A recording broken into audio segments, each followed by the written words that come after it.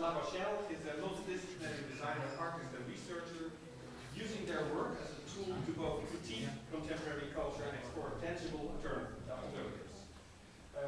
Design in their work is a critical mediator between the individual, the collective, and the environment. Queering the map.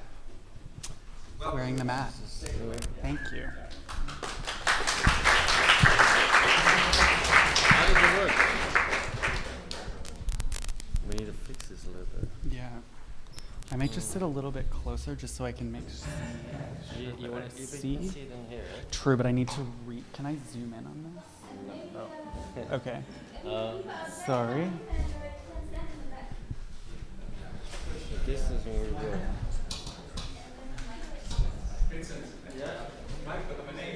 Ja, maar hij zit vast. I'm from Montreal, not California, though that would be very nice. It's significantly colder in Montreal. So I'm here today to talk about my project, that's how it works, Queering the Map, which is a community-generated mapping project that locates queer moments, memories, and histories in relationship to physical space. So the intent of Queering the Map is to, or essentially, so a very basic understanding of how the project works. It uses Google Maps APIs with an interactive component on top of it. And so people can click anywhere on the map and add text to that point, denoting a queer memory, moment, or history. And so the intent, and then it will appear on the site in relationship to the place. And so the intent of the project is to keep the definition of queerness and queer space as open to interpretation as possible, so as to resist the increasing neoliberalization of the queer identity. So it's gone from something that's been antagonistic to the state into something that has become complicit with the state in many ways, and part of that is the way in which it's become a marketing strategy, or the way in which it's become an identity that someone can purchase, inhabit, rather than. And so that takes it away from an act of doing or an act in resisting and into something that one can be. And so I started the project about a year ago. It started in Montreal. And at first it was just my immediate community that had started to populate areas in Montreal. And then it moved to Toronto. Then it moved to Vancouver. Then points started to show up in the States. And then it started to take off in a pretty significant way in Australia during their yes vote on marriage. And so there was a pretty interesting dialogue within similar spaces between a more liberal politic of being for gay marriage, being for, to a certain extent, an assimilation into the state, versus a more anarcho-queer politic occurring within the same spaces. And so over a 6-month period, it gained about 600 posts from those areas specifically, which occurred over the course of a residency that I did at the Concordia Fine Arts Reading Room. And then on February 8th, the project went viral, and in a period of 3 days, it went from about 600 points on the map to just over 6,500. And it went from, at least what I saw on Facebook, there was about 300 shares over that 6-month period, and then reached over 10,000 within that 3 days. And so evidently with that kind of visibility, it was met with opposition. And so on the morning of February 3rd, I woke up to discover that Queering the Map had been hacked by Trump supporters who created multiplying pop-ups which read either "Make America Great Again" or "Donald Trump Best President." And so whenever you would click on the map, 5 more points would pop out of that and recreate these same pop-ups. So I took the site down and I posted on the URL asking if there was anyone that had the coding capability. And actually, I asked if there were any master coders, to which there were. There was a lot of response. And some master coders, which is obviously not what I am, came together to help me fix the site. And so about 15 people came together and we set up a GitHub. And we upped the security as well as added a moderation panel, because prior to that, it was essentially an open wound on the internet designed by like someone who had just kind of figured out how to code, to be honest. And you could write whatever you want and it would appear on the map, because I was operating through this sort of techno-optimistic, nothing is gonna happen. Evidently it did, and it does. And so we relaunched on April 3rd, and as of today, we have over 23,000 points on the map on every single continent, including, though it's not imaged here because this screenshot is a little bit out of date, there's also one on Greenland, just one, but it's there. And so for this presentation, I want to take you through the emotional, the theoretical, and so the emotional process of the project, the theoretical underpinnings of the project and the research that went into it, as well as the project as related to the concept of fake news and the relationship between fakeness and queerness that I find really helpful in terms of thinking through those questions. So on an emotional level, the project starts in relationship to this tree in Parc Jean-Mance, which is a park by my house that I bike by every day on my way to and from school. And it's the tree at which I met my first long-term partner. And it's also the tree at which we returned to have a pretty significant conversation in which I was relatively explosive about my non-binary gender. And so that tree holds for me a significant amount of queer feeling, of queer affect that grounds me in my relationship to the world. And I began thinking as I continued that bike ride, what are the other places that hold that kind of feeling that are spatial, and so there's a shipping container by the house that I grew up in, where my first partner, on and off, kind of maybe not partner, he wasn't out at the time, would meet to discuss our relationship and the barriers to its full expression. And so that shipping container holds within it that sort of affect of queer feeling. And then there's a more obvious example, a queer bar by my house in Montreal, where I've obviously had numerous queer experiences. And so that sort of got me thinking into the question of what constitutes a queer space.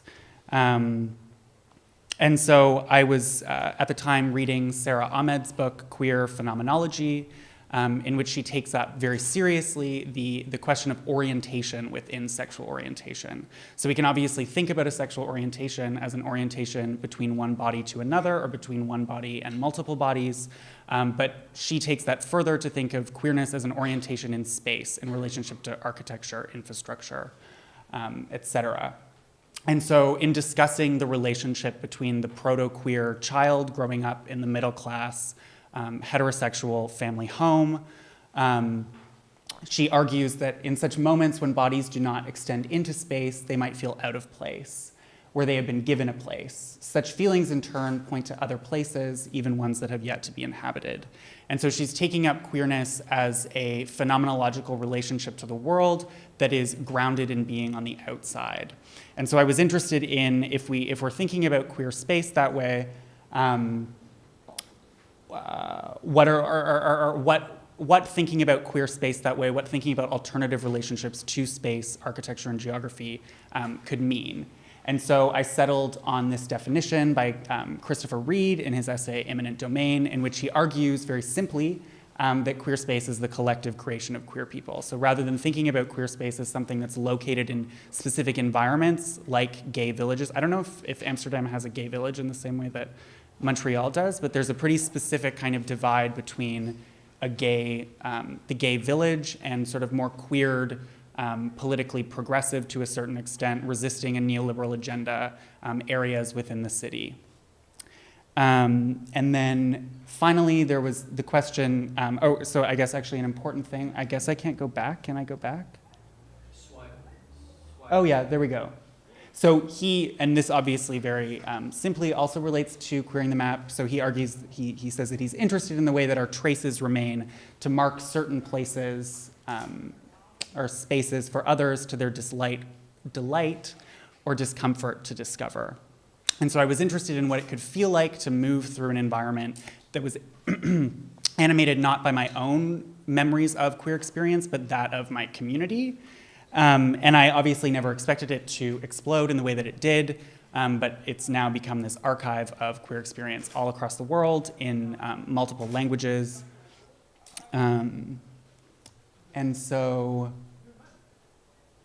a lot of these definitions focus on, they were written, there was the queer spatial turn in the 90s where a lot of queer theory was invested in how queer bodies organize themselves in space. And I was really interested in sort of reanimating that research in relationship to how digital technology, specifically dating apps, have changed the way that we think about queer space. And so an early sort of example of this is the Minitel, which is a French precursor to the internet, that works using a video text system that's connected to a computer via telephone lines, which creates a network. And so it was of particular interest to French lesbian activists in terms of animating and finding community outside of geographical limitations. And so it contributed to the, what is it? To the emergence of an imagined community. And so I was really interested in figuring out other ways to animate that sort of radical use of technology. And so then fast forward about 35 years, and we have Grindr, which is a really exciting platform.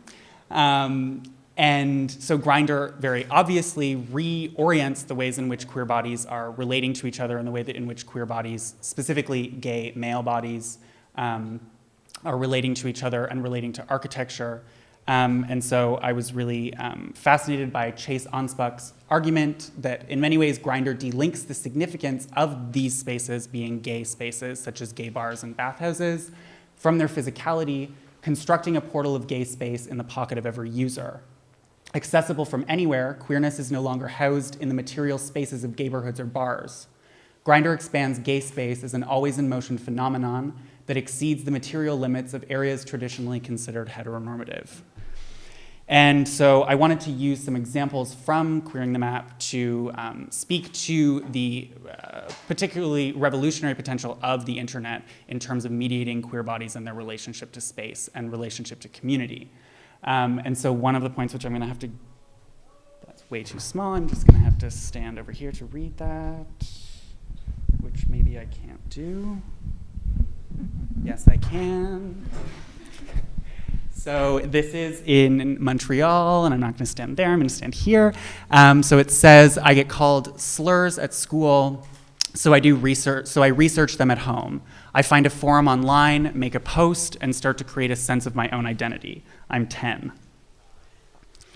And then another post in Montreal, I'm 13. You tell me that your friend saw me in a picture through MSN and asked who that cute boy was. I pretend to find it funny that someone thought I was a boy, but it gave me hope. It meant the world to me then and still does now. You probably won't remember this, but I hope you're doing well, Summer Girl, which I presume is an internet name and not someone's real name.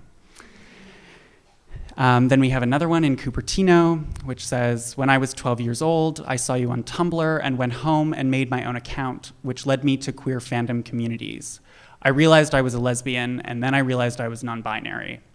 It was more complicated timeline than that, with plenty of back and forth and trying things out, but this is where I've ended up. I thank you for changing my life by being the one queer friend I had IRL. Thank you, Sam. And so then on the island of Mayotte, we have something that's perhaps, or is a pretty intense relationship to the internet in terms of how it animated the meeting between queer bodies. And so it says, the internet was a social revolution in this island. I met her because of internet. It was a secret relationship, the first year we met each other in the local hotels. I'll never forget the face of some people looking us when we went out to the room. The second year was more secret, more difficult. Anyway, it was a wonderful experience, so hard, so strong. The queer experience made us stronger. And then one of the things that I've been particularly interested in how this project is developed is the ways in which anonymity allows for visibility beyond recognition. And so obviously the history of queerness, much of it has been invested in a visibility politic, in a representation politic. And so on the island, in Port Said in Egypt, there's a post that reads, so the truth is, I've never actually been to Egypt. My family is from Port Said, and we left as refugees before I was born. None of us have ever been back, but I am trans, and my family is from Port Said, and I want the world to know that we exist. And so continuing this desire for representation outside of Dar es Salaam in Tanzania, there's a post that reads, I came out to my best friend here. Of course, she immediately asked me if I was attracted to her. It was a selfish question, although I want others to know that we exist in Tanzania.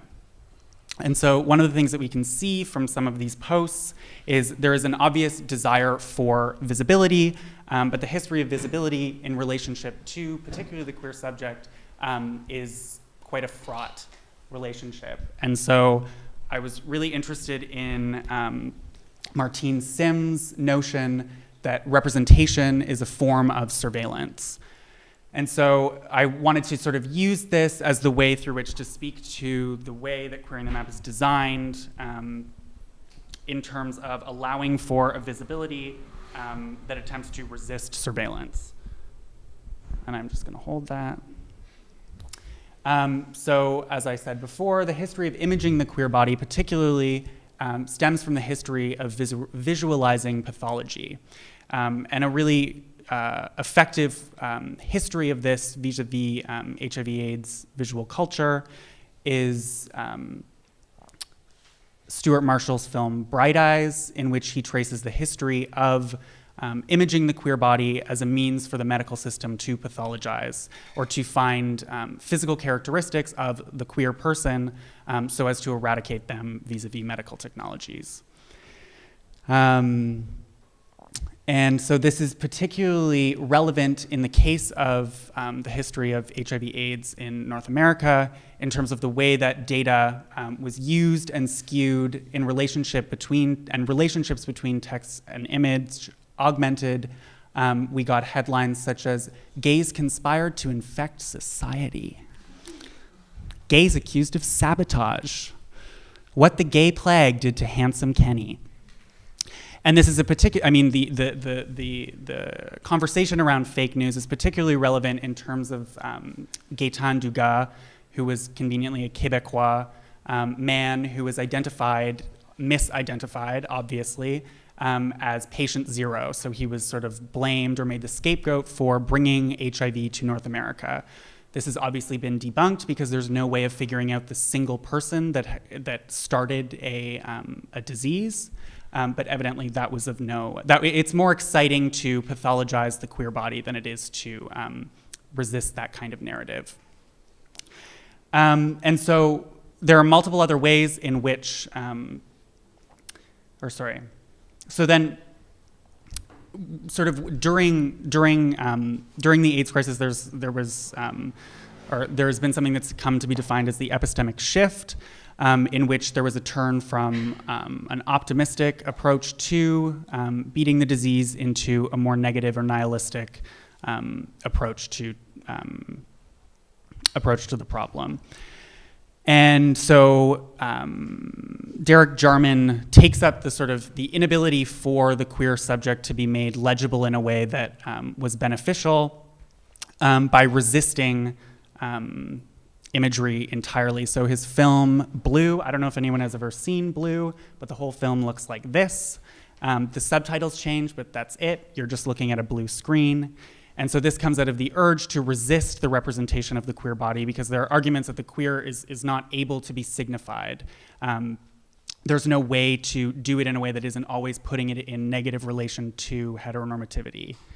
And so this is particularly relevant in the case, in thinking through fake news, using this definition in terms of fake news stories begin with fictive content, often with an intended direction or audience, but also with a desire to destabilize dominant conditions or opinions. We can chart the data again and again, but this often only plays on the hand of media that backs its production, with data geared toward whichever point it wishes to purport. So actually that was what I was supposed to say before these guys, but that's relatively self-evident. And so I wanted to think about what the ways of doing representation of the queer body within an image-based culture that resisted the sort of definition of the singular queer subject, and rather to move it towards a collective understanding of queerness. And so one of the ways that I'm exploring that is through creating prints in which I'll take stories from Queering the Map and put them in relationship to Google Maps Street View imagery of an incorrect location.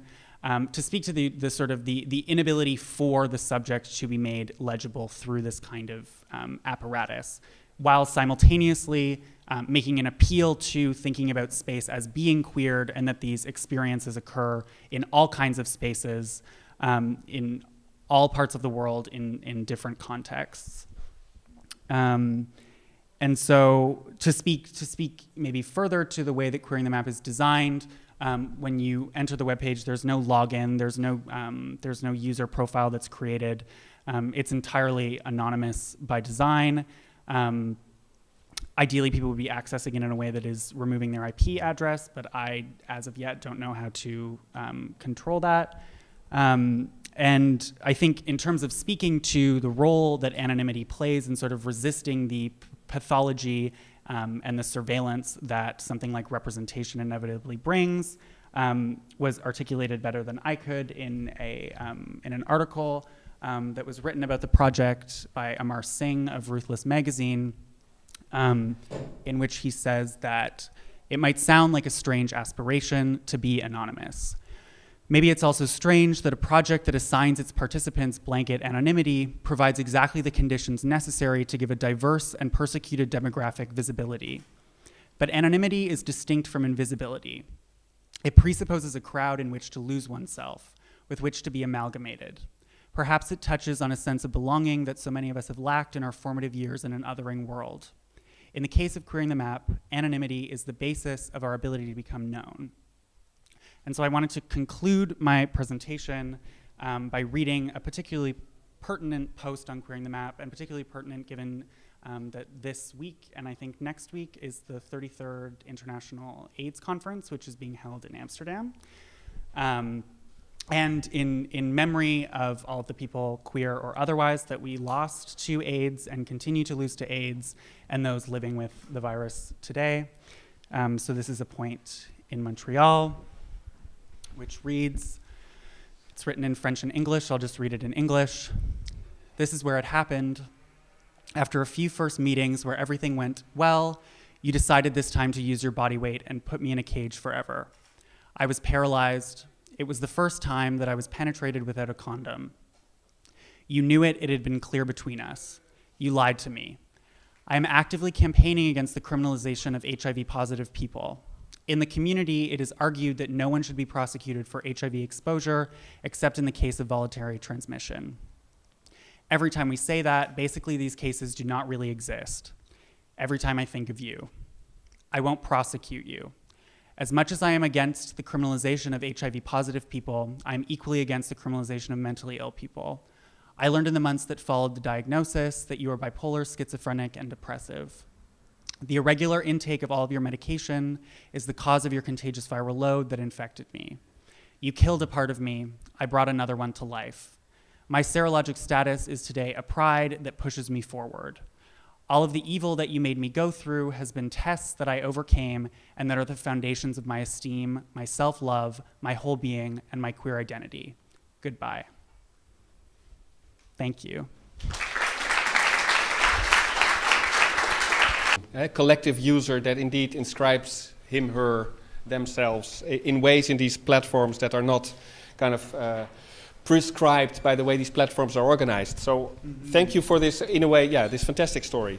But I had one question that I'm not sure, I didn't understand, but please elaborate. Again, we'll come back to it in the last talk, I guess, but what was this thinking of using Google Maps for this project? I mean, there are other tools that I understand that a map is needed, but it also says the map, as though there is a map, which in this case is the Google Map, and you use this to inscribe your whole community project. Why is that? What's the thinking that goes into that? Yeah. Because I was interested in the use of Google Maps as a surveillance tool, and thinking about how surveillance can be queered, and how sort of objective top-down understandings of spatial data can be queered through subjective experience. And so then fucking with the sort of inability for something like this to produce consumable data in the way that something like Google Maps does. And I guess the choice of the map, which is not something that I've necessarily thought about before, but maybe I would articulate it in terms of of a sort of like the histories of queer utopianism, of like building Right. another world that is queer. So this is the map. Right. It's maybe a little bit precocious, but I'll go for it. Yeah. The map of Yeah. queerness. So, right, exactly. Okay.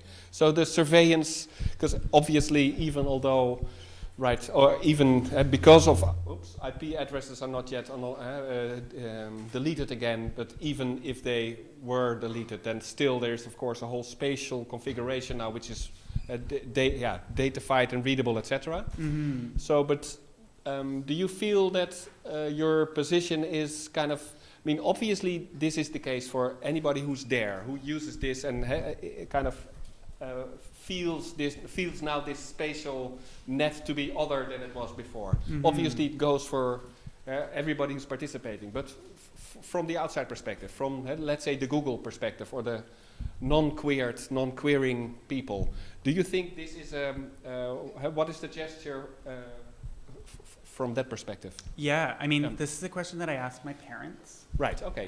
So that I could better, because I don't think that I could speak to that experience because I'm obviously so invested in it.